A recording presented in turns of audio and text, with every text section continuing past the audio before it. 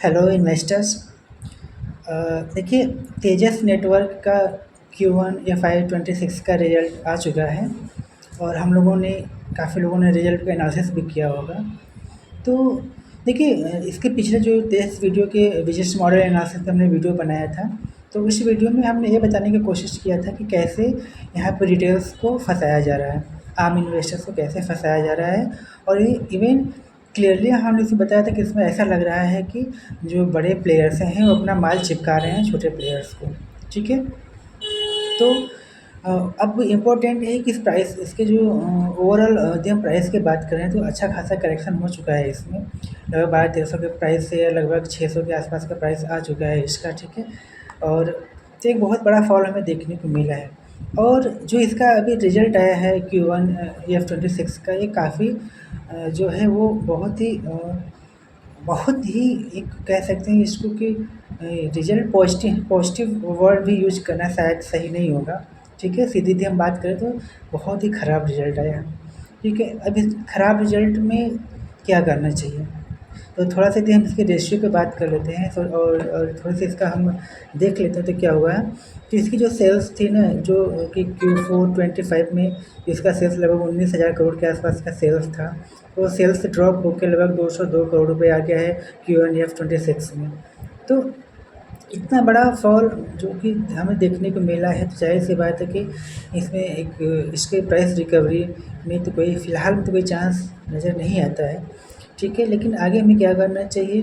अब देखिए, ऐसा कहा जाता है कि यदि अर्निंग्स सब कुछ होती है, यदि कोई बिजनेस है, कोई कंपनी है, या कोई भी ऐसा धंधा जिसको हम सिंपल सी बात में बोले कि इसमें अर्निंग्स नहीं आएगी तो वो ज़्यादा लंबे तक सस्टेन करना थोड़ा नेक्स्ट टू इम्पॉसिबल है। तो यदि धंधा में अर्निंग्स है, किसी बिजनेस में अर्निंग्स है, स्टॉक्स में अर्निंग आ रही है, तो वो अर्निंग के बिहाफ पे वो क्या करते हैं, उसके प्राइस में मूवमेंट होता है, प्राइस वहाँ से बढ़ती है। लेकिन जब अर्निंग्स ही नहीं होगी तो प्राइस में मूवमेंट आना थोड़ा सा मुश्किल होता है। तो वही हाल तेजस नेटवर्क का भी हो रखा है। ठीक है, अर्निंग नाम पे तो कुछ है नहीं इसमें। और देखिए, इसका जो बिज़नेस मॉडल है बेसिकली क्या है, गवर्नमेंट ओरिएंटेड है। ठीक है, तो जैसे BSNL इसका मेन कस्टमर्स है, तो BSNL कोई अपने सर्विस प्रोवाइड करता है, और भारत रेलटेल है। ठीक है, या फिर तेजस, इस सब में तो ये अपना रेलवे को सर्विस प्रोवाइड करते हैं। तो यदि कोई भी बिजनेस जो गवर्नमेंट ओरिएंटेड हो ना, तो वहाँ पे बहुत अधिक पैसा हम नहीं बना सकते हैं, ऐसा मेरा मानना होता है। ठीक है, क्योंकि यहाँ से आप ROE कितना जनरेट कर पाओगे, क्योंकि वेलफेयर मोटिव है तो शायद 12 से 14% का ROE आप निकालो तो बहुत बड़ी बात है। तो वहाँ से बहुत अधिक ROE निकालना तो थोड़ा मुश्किल होता है। तो अपने पॉइंट पे आते हैं कि अभी हम क्या करें। तो 1900 करोड़ से इसका सेल्स ड्रॉप होकर लगभग 200 करोड़ पे आ गया है, तो जो कि एक बहुत ही किसी बिजनेस के लिए अच्छी बात नहीं है। ठीक है, और इसका जो ऑपरेटिंग प्रॉफिट लगभग पिछले क्वार्टर्स में 122 CR का था, वो नेगेटिव अभी इस बार Q1 FY26 में -136 का हो गया है। और यदि हम नेट प्रॉफिट की बात करें तो -194 करोड़ का नेट प्रॉफिट इसने दिया है। तो तेजस नेटवर्क का ये हाल है। प्रॉब्लम ये है कि अब हम क्या करें इसमें।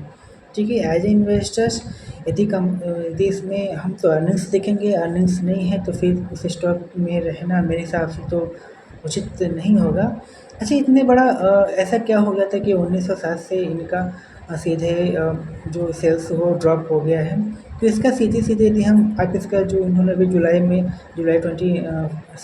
25 में अपना कॉन कॉल किया था, आप इसमें देखो तो उन कॉन कॉल से सीधे जो मुझे फ़ील हुआ कि यहाँ पे जो मैनेजमेंट है ना, वो एफिशिएंट नहीं है, वो एफिशिएंटली वर्क नहीं कर पा रही है।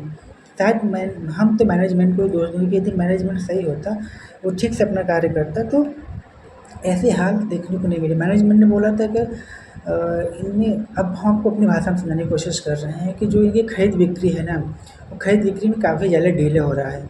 ठीक है, हालाँकि एक अच्छी अपॉर्चुनिटी या अच्छी बात आप इस स्टॉक में ये बोल सकते हो कि इनका जो ऑर्डर बुक है ना, वो लगभग अभी 1200 करोड़ के आसपास इनका ऑर्डर बुक है, जो Q1 एंडेड FY26 का।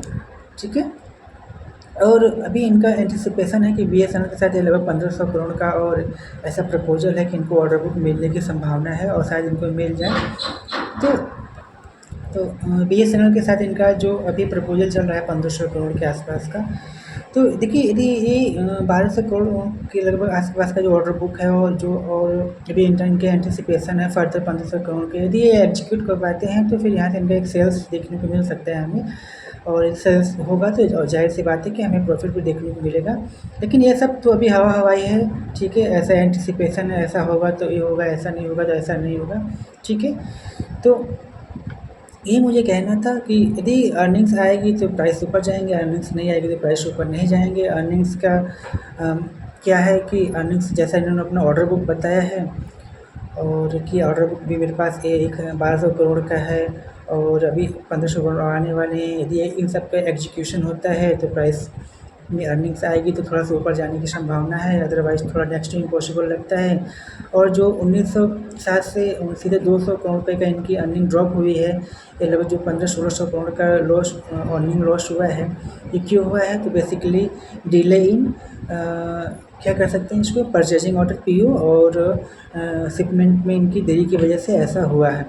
तो देखिए यदि आप बोलते हो कि मेरा पीओ और शिपमेंट में डिले हो रहा है, तो इसका मतलब है कि आपका मैनेजमेंट जो इफेक्टिवली वर्क नहीं कर रहा है, आप चीज़ों को पहले से एक सही वे में ऑपरेट नहीं कर पा रहे हो, तो कहीं न कहीं मैनेजमेंट की यहाँ पे गलती है। और देखिए जो बड़े प्लेयर्स होते हैं, कहीं न कहीं उनको तो ज़रूर ये लग जाता होगा कि आगे कंपनी में क्या होने वाली है, क्या नहीं होने वाली है, जिसकी वजह से वो अपना क्या करते हैं, अपना पोजीशंस को लूज़ करते हैं और रिटेलर्स को इसमें फँसने की कोशिश करते हैं, और रिटेलर ही फँसते हैं लास्ट में, और तो कोई फँसता नहीं है, ठीक है? तो देखते हैं आगे क्या होता है। जैसा कि इन्होंने अपना एंटिसिपेशन दिया, कमेंट्री दी हुई है कि यदि इनके ऑर्डर्स बुक एग्जीक्यूट होते हैं, थोड़ी अर्निंग्स आएगी तो प्राइस यहाँ से जाएगा, अदरवाइज़ तो और कुछ दिख नहीं रहा है तेजस नेटवर्क में कि कुछ यहाँ से बहुत बड़ा हो सके, ठीक है? तो ये मेरा अपना व्यू था, इसको कोई रिकमेंडेशन ना समझें, ठीक है? अपने एनालिसिस खुद करें और अपने फाइनेंशियल एडवाइज़र से ज़रूर बात करें यदि आप इस स्टॉक में फँसे हो तो, ठीक है? यहीं तक रखते हैं, चलिए फिर मिलते हैं, तब तक के लिए थैंक यू। और हाँ, एक इम्पोर्टेंट चीज़ ये बतानी थी कि जो हमने पिछला वीडियो बनाया था तेजस नेटवर्क का, जिसमें हमने इसके पूरे बिज़नेस मॉडल पे एनालिसिस किया हुआ था, और उसके पूरा हमने फंडामेंटल एनालिसिस किए हुए, तो ये वीडियो आपको ज़रूर देखना चाहिए। उसको हम अपने कमेंट बॉक्स में डाल देंगे या फिर हम डिस्क्रिप्शन में भी डाल देंगे, तो आप लोग ज़रूर चेक कर लीजिएगा, ठीक है? चलिए।